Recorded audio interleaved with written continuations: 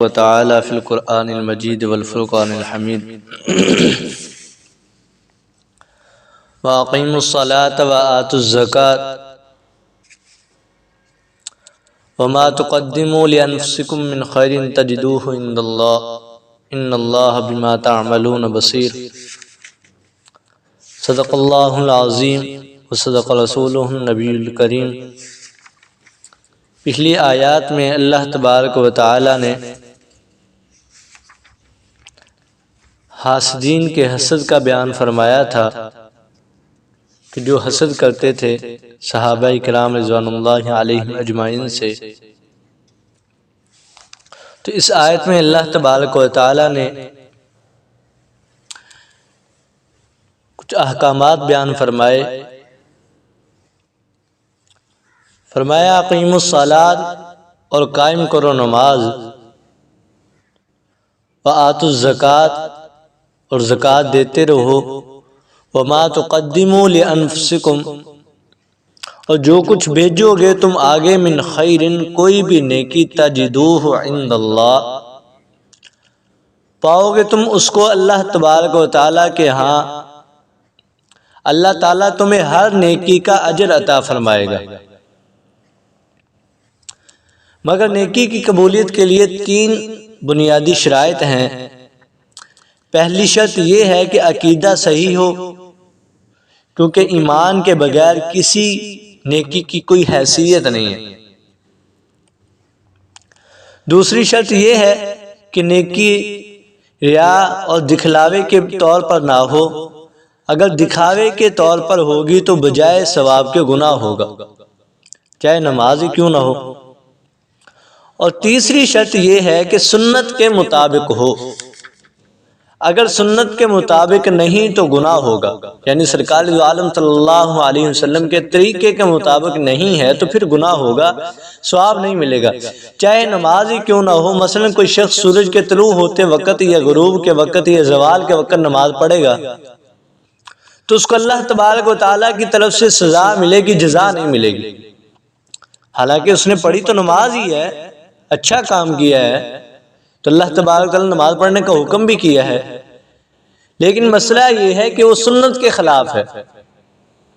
جس طرح بخاری شریف میں روایت ہے کہ حضرت ابو ذر غفاری رضی اللہ تعالیٰ عنہ فرماتے ہیں کہ سرکار دو عالم صلی اللہ علیہ وسلم نے فرمایا کہ من صام یوم الشک فقد عصا ابا القاسم صلی اللہ علیہ وسلم، کہ شک کے دن جس نے روزہ رکھا اس نے سرکار دو عالم صلی اللہ علیہ وسلم کی مخالفت کی، یعنی رمضان المبارک کا چاند نظر آنے کے متعلق تردد ہے، شک ہے، یقین نہیں ہے کہ چاند نظر آ گیا ہے، تو اس دن روزہ رکھنے والا گناہگار ہوگا۔ آگے فرمایا وقالو، اور کہا انہوں نے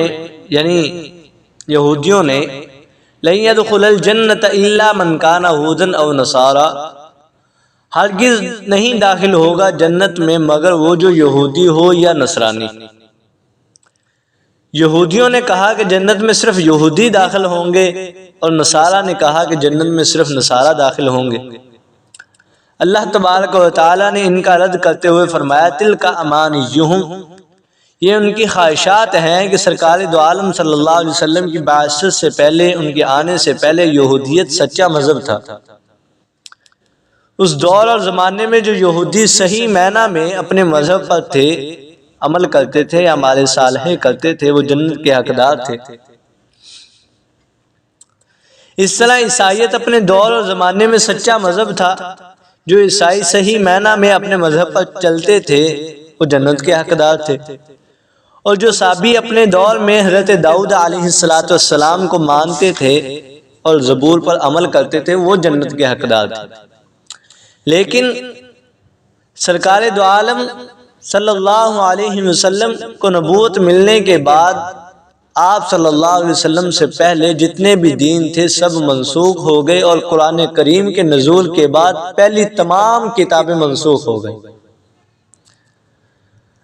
اب ان کے اوپر ایمان تو رکھا جائے گا کہ وہ ٹھیک ہے، آسمانی کتابیں تھیں، اللہ تبارک و تعالیٰ کی بھیجی ہوئی کتابیں تھیں اور امتیں تھیں، انبیاء تھے، لیکن ان کی جو احکامات تھے ان پر عمل نہیں کیا جائے گا۔ تو آپ صلی اللہ علیہ وسلم کے مبعوث ہونے اور نزول قرآن کے بعد نجات صرف اور صرف آپ صلی اللہ علیہ وسلم پر ایمان لانے اور آپ صلی اللہ علیہ وسلم کی اتباع کرنے پر ہے۔ اب اگر کوئی یہودی یا عیسائی اپنے اصل عقیدہ ہی پر کیوں نہ ہو، نجات نہیں ملے گی۔